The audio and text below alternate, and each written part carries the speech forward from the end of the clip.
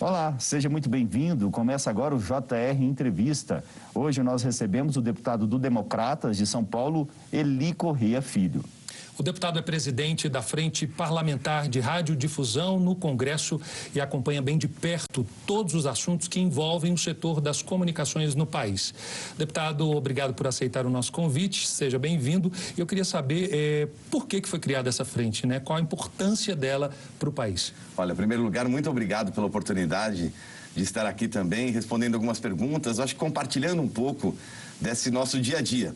Devido à própria pandemia, o lado presencial aqui no Congresso Nacional fica muito diferente, as discussões também são muito diferentes, porque tudo à base de vídeo agora, né? Mas bem, a Frente Parlamentar da Radiodifusão, primeiro que eu tenho um passado que tem tudo a ver. Meu pai é radialista em São Paulo há mais de 50 anos e eu me senti na obrigação, mesmo hoje sendo ainda presidente da Comissão de Viação e Transporte, que, puxa, foi uma grande experiência, acho que tivemos muitos avanços também, mas a minha base sempre foi o rádio, sempre foi esse veículo de comunicação tão importante. E devido à necessidade, eu acho que até a obrigação, como até um filho de um locutor, eu me senti muito preparado para juntar alguns deputados e fazer essa defesa tão importante nesse momento também que a gente vive. Essa frente parlamentar conta com mais de 250 parlamentares que assinaram, para pessoas que também têm um vínculo, mas mais do que isso, pessoas que gostam desse veículo de comunicação maravilhoso. E nós sabemos, é uma realidade, hoje as novas tecnologias estão chegando e nós sentimos esse estrangulamento até dos veículos mais tradicionais. Então, eu acredito que a frente, ela não está tão ativa por causa do período da pandemia, mas assim, nos bastidores, nós não paramos. Então, essas discussões de como que nós vamos enfrentar a partir de agora, e não é enfrentar no bom sentido, acho que é uma realidade, como eu disse, essas novas tecnologias, mas o rádio, a televisão, ela tem um papel fundamental na história, na soberania do nosso povo brasileiro. E eu fico muito motivado por ter pessoas que enxergam dessa mesma maneira. Então, é a defesa, é a luta para que esses veículos sobrevivam nesse momento tão difícil que essa competitividade acaba fazendo um degrau um pouco desleal nesse momento. Então, deputado, uma mas frente forte. De que forma que a Frente Parlamentar pretende atuar? Que temas que são prioritários? Olha, mais do que nunca, eu acho que a frente ela tem que ser a voz daqueles que são apaixonados por esses veículos de comunicação, mas principalmente da população. Muitas pessoas têm a liberdade de assistir, de ouvir gratuitamente e gerando conteúdo cultural do nosso país. A frente ela vai compilar todos os projetos que tramitam na Câmara dos Deputados e se concentrar em uma única só defesa. Então, assim, geralmente, quando havia um projeto de um determinado assunto que envolvia a radiodifusão, era tratada especificamente com um deputado. A frente não, a frente soma todos esses projetos e aí sim, discutimos e deliberamos e defendemos no próprio plenário. Então, eu acho que esse papel fundamental, essa força que vem essa frente, a liberdade de expressão, a liberdade da imprensa é o grande mote da nossa frente. Deputado, a televisão esse mês fez 70 anos, o rádio, em contrapartida, 98 anos. Eu queria que o senhor falasse um pouquinho para a gente, o que o senhor espera, qual o futuro da radiodifusão aqui no país? Olha, como eu disse, né, nós estamos passando por um período um pouco delicado. E eu lembro que até no lado do rádio, o rádio com as novas tecnologias vai acabar. O rádio não é tão forte mais. A televisão agora passa por uma fase, não. Eu acredito que há um lado muito sólido, sabe assim, na cultura brasileira, do rádio, da televisão, da importância, da credibilidade realmente que os próprios telespectadores têm e admiram até nos apresentadores de rádio e TV. Mas mais do que isso, o rádio e a TV nunca vão morrer. Eu acho que a nova tecnologia veio para somar, mas a gente tem que preservar a característica fundamental, que é a liberdade do povo em ter na sua casa o seu radinho, a sua TV e assim formar uma nação. Deputado, a gente tem um tema muito atual, que é a questão das fake news, né? O combate às informações falsas, à desinformação.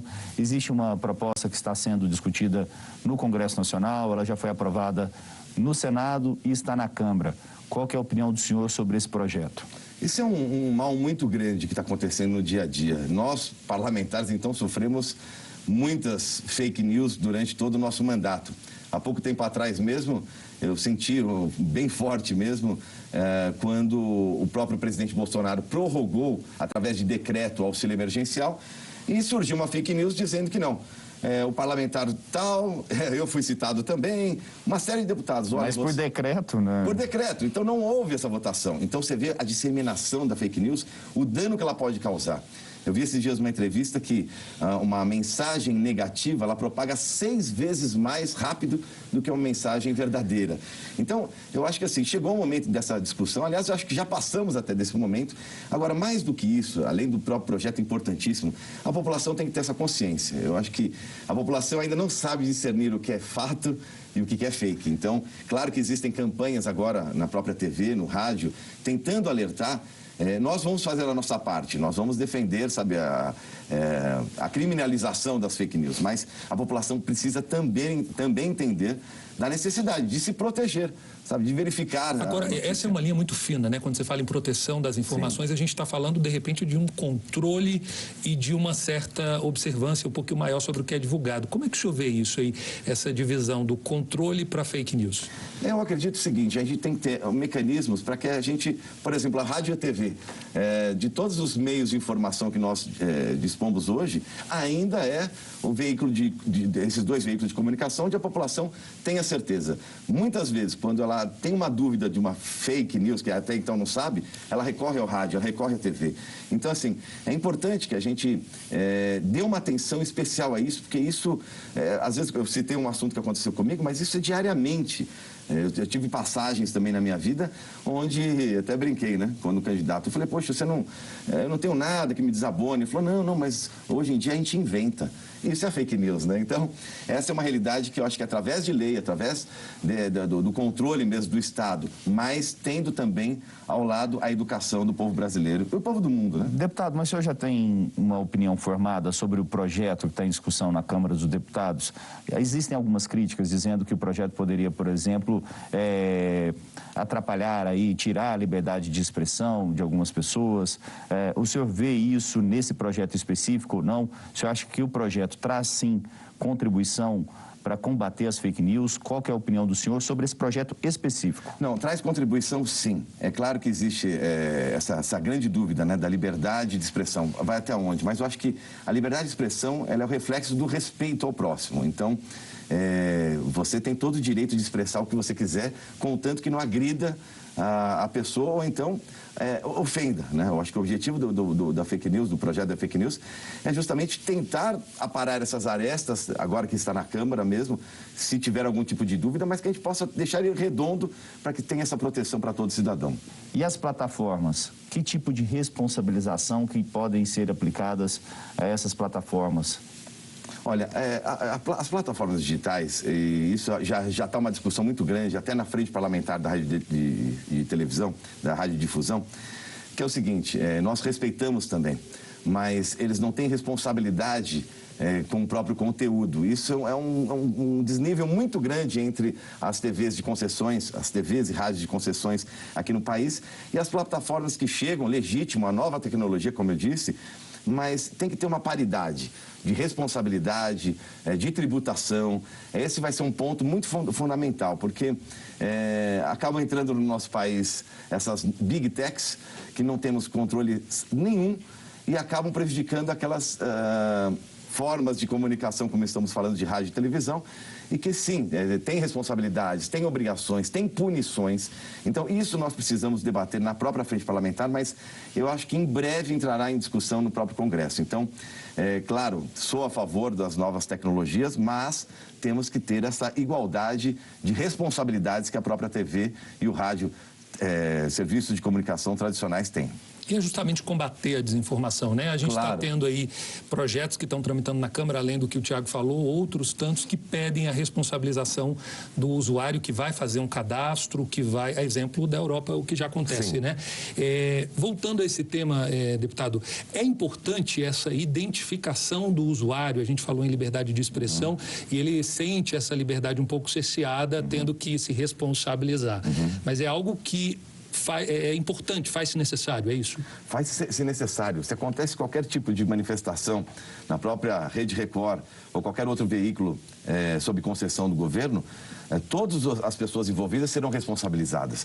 Quando nós entramos numa Big Tech, citando o exemplo Google, Facebook, não há mecanismo para você identificar quem nós vamos responsabilizar, quem vai responder por aquilo.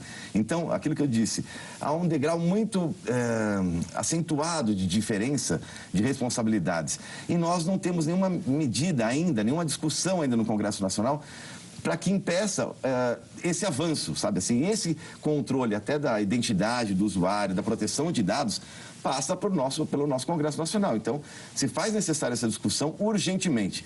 E eu quero, assim, modéstia à parte, tentar liderar, através dos membros da própria frente parlamentar, esse novo diálogo, essa nova discussão, que eu acho que já está passando um pouco do tempo. Você citou a Europa, ela está um pouco mais adiantada, ainda não resolveu ainda o problema da responsabilização dessas Big Techs. Mas o Brasil pode dar esse passo inicial.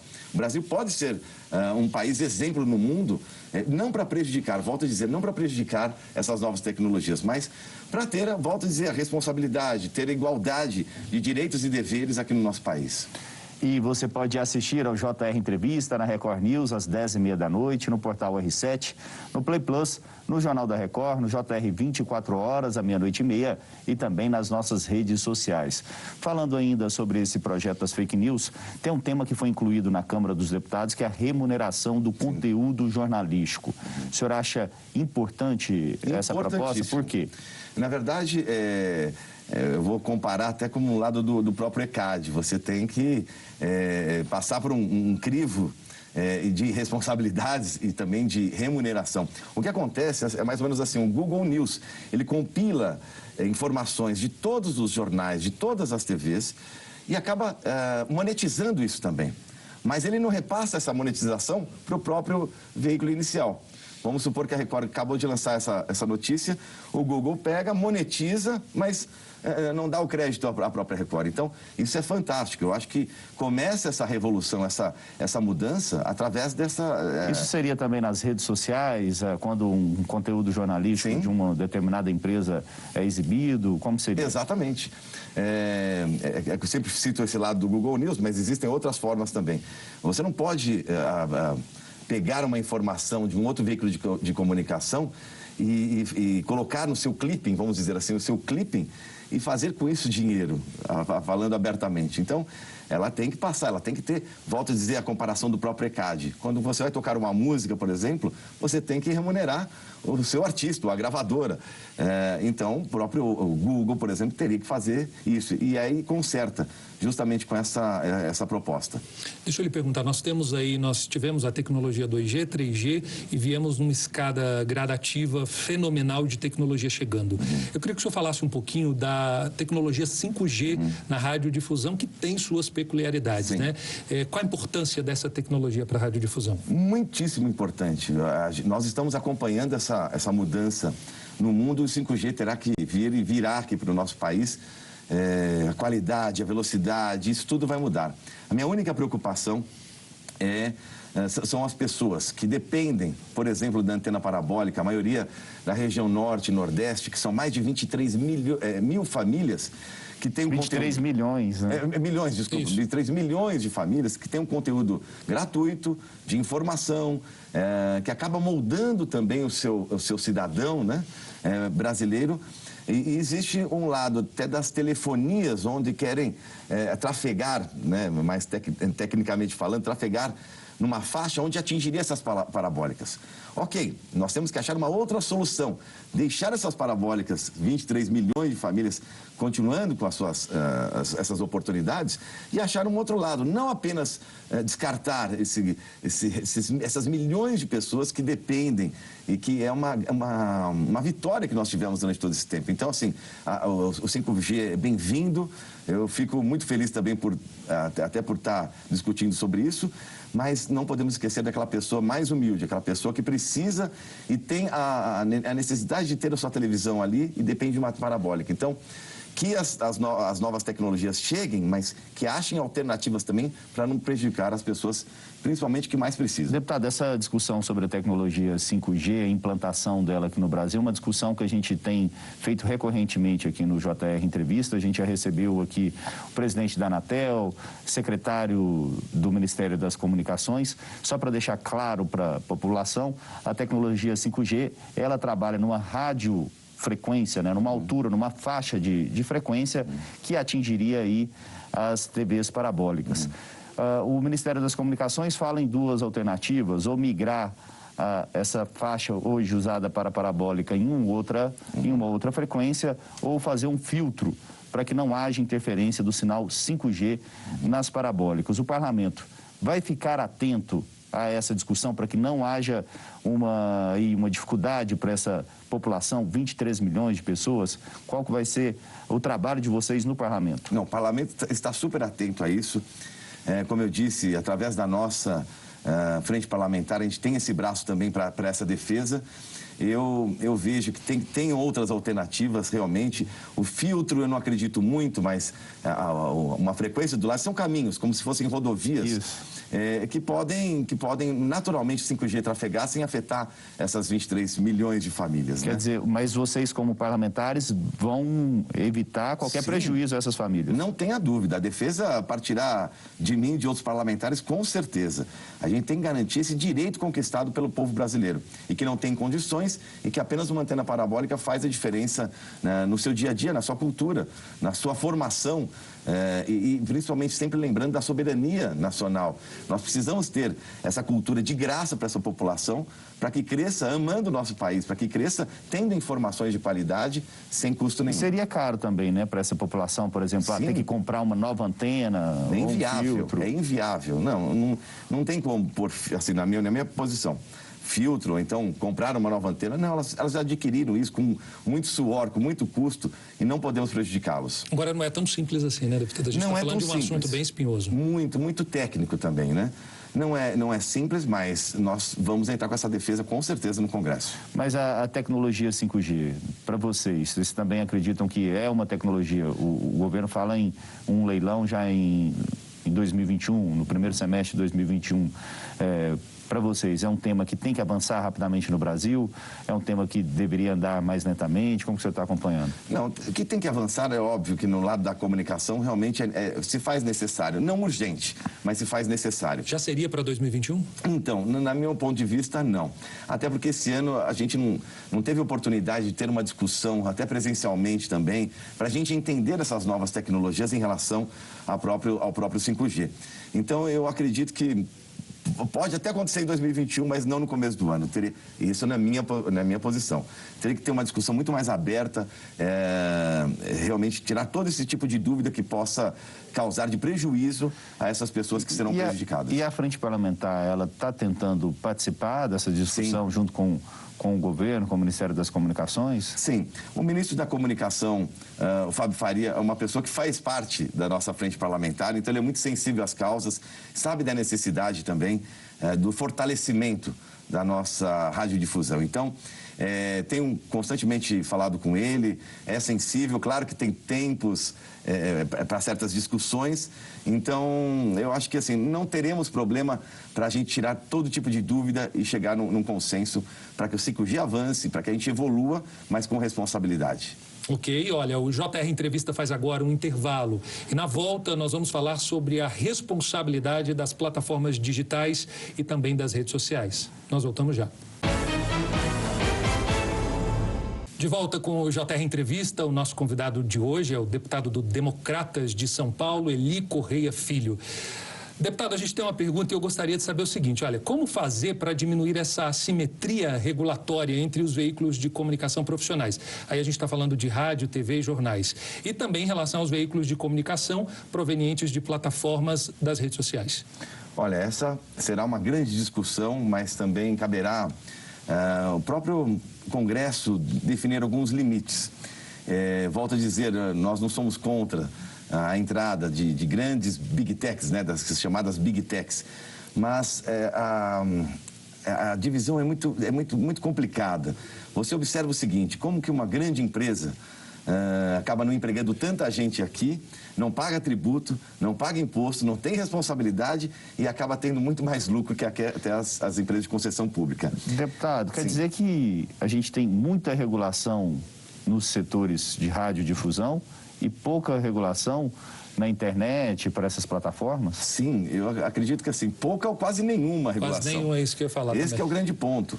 Quando você mesmo, Alessandro, citou em relação à Europa, ela está dando o primeiro passo, mas é uma luta muito grande. Você percebe que essas grandes redes acabam dominando a área até comercial de um país, sendo que não há responsabilidade, não há, volto a dizer, não tem um escritório muitas vezes físico aqui no próprio país, sendo que as tradicionais redes e elas vendem rádio, publicidade, né, na maior muita parte. publicidade, e muita publicidade. Está fazendo com que, entre nós aqui, algumas tradicionais redes de rádio e TV, indo para falência porque a competição é muito desleal. E volto a dizer que qual a responsabilidade que nós impomos a essas empresas? Quase nenhuma. Então, essa discussão terá que começar em breve aqui no Congresso Nacional. Acho que a gente está um pouco atrasado também nisso.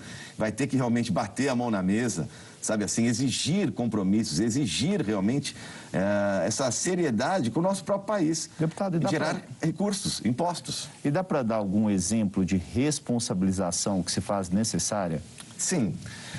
Olha, vamos supor, vou fazer exemplo mesmo, né? Vamos supor que alguém aqui na Record fale, numa entrevista, fale uma besteira, todos serão responsabilizados. Nessas grandes redes, você não consegue achar quem é o diretor, aonde que é o escritório, como que você faz para... Muitas vezes através do lado judicial, mas até isso chegar... a notícia já se espalhou. Então, eu acho que esse é o grande exemplo. Às vezes a gente não quer citar Por exemplo, também, existe a regulação do mercado publicitário, né? O tipo de propaganda que as crianças podem ter acesso, horário. Nas redes sociais também não existe isso. Não existe isso, não existe isso. Às vezes o conteúdo, como eu até citei o lado do ECAD, você tem que pagar o ECAD. Lá também não existe isso. Então, assim, é uma terra de ninguém. Elas estão vindo livremente para o nosso país e para o mundo, né? Tomando todo esse espaço de mídia, tomando toda essa liberdade sem responsabilização, sem realmente deixar recursos do nosso país. Então, é uma guerra muito desleal. E a gente precisa combater, a gente precisa achar meios para que regule essas mídias sociais. Recentemente saiu um vídeo que está todo mundo comentando que se perdeu as redes sociais em busca de um faturamento cada dia maior. Ela se perde no meio de mudança de cultura de uma criança, mudança de cultura de uma sociedade. Então, isso a gente precisa tomar cuidado. Agora estamos em período eleitoral. Nós vemos que algumas redes sociais, sem citar nomes, estão faturando horrores. Agora, na verdade, as redes sociais ganharam uma grande expressividade até mesmo com a eleição do próprio presidente Jair Bolsonaro, que fez uma campanha toda pelas redes sociais. A gente está vindo aí também de uma escala crescente na União Europeia, justamente para colocar de forma paritária tanto a regulamentação para a radiodifusão como para essas plataformas digitais. Aqui no Brasil, o senhor acha que a gente está caminhando para isso também ou ainda falta muito? Falta muito, mas eu acho que o start a gente tem que começar. Nós precisamos, sabe assim, chamar essa responsabilidade para nós. Nós precisamos proteger o nosso cidadão, nós precisamos proteger o nosso país. Nós temos problemas financeiros terríveis. Talvez aí está a grande solução, tributar essas grandes big techs para que venha recurso para o nosso país para tentar amenizar um pouco esse problema que a gente está vivendo, principalmente agora na pandemia. Então, assim, como que uma empresa que não tem identidade, estou falando aqui nacional, entra no nosso país, recebe todo tipo de mídia, ela influencia os nossos jovens, influencia o seu dia a dia e sai daqui, sabe assim, sem nenhum tipo de, volto a insistir, na responsabilidade. Sabe, nos recursos, na tributação. Então está tudo errado. Eu acho que isso a gente vai ter que encarar de frente, sabe assim? Eles são grandes, são fortes, mas nós vamos defender o nosso país. Deputado, eu queria voltar no final da sua resposta anterior, que o senhor falou que nesse período aí pré-eleitoral, essas empresas estão faturando muito. Quer dizer que o senhor vê aí nessa campanha eleitoral muitos políticos, muitos candidatos aí querendo impulsionar conteúdos, principalmente agora nesse período pré-eleitoral. O senhor acha que que vai ser mais uma campanha aí com uma grande influência e uma grande participação política na internet? Eu acho que a tendência mundial está sendo isso. Eu acho que diminuindo muito mais o tradicional corpo a corpo e indo para as redes sociais. O que me preocupa é isso. A maior rede, vamos dizer aqui o próprio Facebook, ele em agosto ele tinha um valor X para um impulsionamento. Quando começaram a se falar das campanhas, ele aumentou 10 vezes mais. E será que ele entrega tudo isso? Será que o candidato... Agora, também é o único meio do candidato também fazer a sua campanha nesse momento. Deputado, mas não precisaria... As regras desses impulsionamentos não precisariam ser mais claras? Sim, rígidas. Porque esse conteúdo vai chegando... para a população em geral de uma forma meio indiscriminada. Exatamente. Sem uma regra clara. Eles dizem que tem uma regra clara, mas nós não conseguimos comprovar, né? A única coisa que se comprova é que no início era aberto para todos, agora você entrega para quase 5%, Exatamente. 3%. E quando começa uma eleição ainda, diminui ainda muito mais. Então, como que a gente mede isso? Eles podem mostrar para a gente, mas a gente não tem como comprovar. Mas mais do que isso, pela nossa legislação, os candidatos ficam proibidos de participar de programas de TV. Se for chamar um candidato aqui, tem que chamar todo mundo para ser um lado igualitário. Nas redes sociais não tem esse limite. Então a pessoa, se tiver mais condições financeiras, vai impulsionar muito mais, vai ter uma chance muito maior. Então, assim, há um degrau muito distante. Perfeito. Olha, lembrando que você pode assistir ao JR Entrevista na Record News, às 10h30 da noite, pelo portal R7, no Play Plus, no Jornal da Record, no JR 24 horas, à 00:30 e também nas nossas redes sociais. Deputado, agora por onde começar essa responsabilização das empresas? Porque tem que começar por uma base, né? A primeira base é modificar todo o nosso arcabouço jurídico, a nossa legislação. O que tem que ser feito? Claro que a legislação terá que ser mudada, mas eu acho que antes de qualquer coisa é ter coragem de enfrentar essa nova realidade. Eu acredito que quem tem amor ao nosso país quer o melhor para isso. Então, eu acho que essa mobilização de alguns parlamentares de se tornar uma bancada para começar uma comissão e discutir essas novas mudanças é o primeiro passo. E a partir daí desenvolver ou então pensar de que forma que mudaremos na nossa legislação para proteger o nosso cidadão. Mas eu acho que o primeiro passo é ter coragem de enfrentar isso. E o Congresso, às vezes, acaba ficando um pouco acomodado. Porque são grandes empresas também? A gente está falando Exatamente, são as maiores empresas do mundo. Muitas vezes, somadas, talvez uma empresa tenha mais condições do que o nosso próprio PIB. Então, corre-se o risco de ter uma punição e também não dá em nada. Então, por isso que nós precisamos realmente ter uma comissão específica para que não dê brechas e que essas empresas respeitem a nossa soberania. Deputado, nos bastidores, né, entre vocês, políticos, qual que é a conversa nessa preocupação aí com o poder econômico influenciando nas eleições, com o impulsionamento, né, como o senhor disse, quem tem mais dinheiro pode fazer esse tipo de campanha agora na internet, quem não tem, não consegue. Qual que é a preocupação nos bastidores da influência desse poder econômico nas eleições agora municipais deste ano? Nós, claro que ficamos preocupados. Eu acho que a eleição passada foi um grande exemplo de tudo isso, né? Quem era muito forte nas redes sociais saiu com uma grande vantagem. E nessa eleição, eu acho que assim, todos que viram ou participaram e estão agora participando, perceberam que o novo caminho são as redes sociais, são as plataformas digitais. Então, assim, não está tendo medida, né?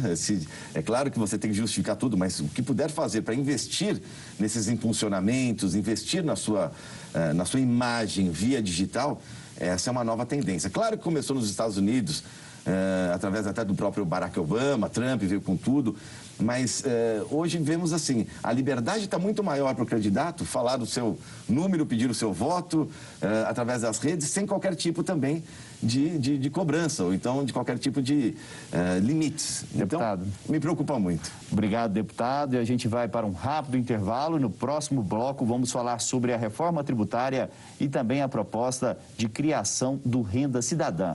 A gente volta em instantes. Estamos de volta com o JR Entrevista, que recebe hoje o deputado do Democratas de São Paulo, Eli Correia Filho. Deputado, o presidente Jair Bolsonaro, junto com os líderes e ministros, apresentou hoje para líderes partidários do Congresso Nacional a proposta, né, de criação do Renda Cidadã, que é para substituir o auxílio emergencial. E essa proposta tem que passar pelo Congresso Nacional. Você acha que realmente é o momento de se discutir essa renda básica? É necessária essa renda básica nesse momento, principalmente com o fim do auxílio emergencial em dezembro? Sim, na minha opinião, eu acho que é extremamente necessária. Nós vimos, através da própria pandemia, a carência do nosso povo brasileiro. Não só a carência em si, mas a falta de condições de sobrevivência. Então, o auxílio emergencial deu essa sobrevida nesse primeiro momento e a apresentação do Renda Cidadã, eu acho que é a continuidade de um programa social importantíssimo, já porque estamos num país completamente desigual. Então, sou muito favorável e acredito que o Congresso não terá dificuldades para aprovar. Reforma tributária, né? Vamos falar sobre ela. A gente vê a alteração de vários itens. A ideia é se chegar a uma tributação, né? Uma cobrança de tributação bem menor. Como é que o senhor enxerga essa alteração na reforma tributária, né? O que ela pode trazer de benefício para os brasileiros? Eu acredito que só benefícios mesmo. A simplificação, a desburocratização já ajuda muito empresas virem para o Brasil ou então fortalecer aquelas que estão aqui e que geram empregos. Eu acho que esse ponto é o principal. Aliás, fazendo até um parênteses aqui, eu acredito que nós estamos passando por um momento na vida do brasileiro no Congresso Nacional único, através do próprio Rodrigo Maia, que começou lá atrás. Assim, a agenda nossa do Congresso é baseada em reformas, em modernização. Então, eu estou muito confiante nisso. A tributária vem para coroar, pelo menos nesse primeiro momento também, algo que é necessário, urgente, e que todos, eu acho que gerações já falavam da necessidade de uma reforma mais ampla tributária. Está aí, eu acho que vai ser colocada, boas discussões terão, mas mais do que isso, é a esperança de ter um Brasil melhor, com capacidade de realmente gerar empregos, de empresas se interessarem a permanecer e a vir para o nosso país. Deputado, dentro da reforma tributária havia uma proposta do governo, ainda existe essa proposta, de criação de um novo tributo para fazer a desoneração da folha de pagamento das empresas para os trabalhadores que recebem até 2 salários mínimos. O governo, nesse momento, decidiu não enviar essa parte da proposta da reforma tributária porque não encontrou apoio nos líderes partidários. O senhor acha que esse recuo era necessário nesse momento e por que nesse momento não há clima para se discutir a criação de um novo imposto para desonerar a folha de pagamento? Olha, mais do que tudo, ninguém aguenta mais pagar tantos impostos. Então, quando alguém cita algum tipo de um novo imposto, gera, através dos representantes mesmo da Câmara, que são os líderes, e eles são as pessoas que traduzem o sentimento da sua bancada que não cabe agora. Talvez mais para frente uma discussão um pouco mais apropriada, uma discussão que o próprio Ministério da Economia consiga explicar a necessidade, pode ser. Mas nesse momento de pandemia, onde todos estão, assim, a maioria desempregados, precisando de uma ajuda, você vai criar mais um imposto? O período eleitoral também contamina a possibilidade de discussão? Muito, muito, muito. Estamos a 45 dias da campanha, né? Então, é um pouco tempo. Deixa acabar o próprio processo eleitoral para que a gente possa discutir amplamente. E volto a dizer, eu insisto no lado presencial. É muito difícil, às vezes, através como chama, das imagens... Videoconferências. Ou então, é complicado se a gente não tiver uma comissão específica para isso. Mas o senhor acredita que depois das eleições, tanto o parlamento como o executivo voltam mais robustos para discutir o assunto, com força das urnas? Eu acredito que sim, mas eu não acredito nesse ano sobre isso. Eu acredito que para o próximo ano. Então, acho que a gente tem que ter alternativas. O que não dá para realmente tributar, ou então criar mais um imposto para uma carga tão grande que nós temos. Mas mesmo a reforma tributária ainda é grande, rapidamente. O senhor acha que é possível mesmo, durante o período eleitoral, até o fim do ano, avançar alguns pontos da reforma tributária? Acredito que sim, mas eu acho que depois das eleições mesmo. Eu acho que o próprio presidente Rodrigo Maia tem dado uma celeridade muito boa, ele tem uma capacidade imensa de reunir líderes e tentar, mesmo respeitando a opinião contrária, mas colocar em pauta. Deputado. Então é isso que eu gostaria de deixar. Acredita que vai ter tempo. Muito obrigado, viu, deputado? JR Entrevista fica por aqui. Lembrando que você pode assistir ao programa na Record News às 10h30 da noite, no portal R7, no Play Plus, no Jornal da Record, no JR 24 horas, à meia-noite e meia e também nas nossas redes sociais. Nós agradecemos a presença do deputado do Democratas de São Paulo, Eli Correia Filho. Deputado, muito obrigado, viu, pela participação e também obrigado a você que nos acompanha. Até mais.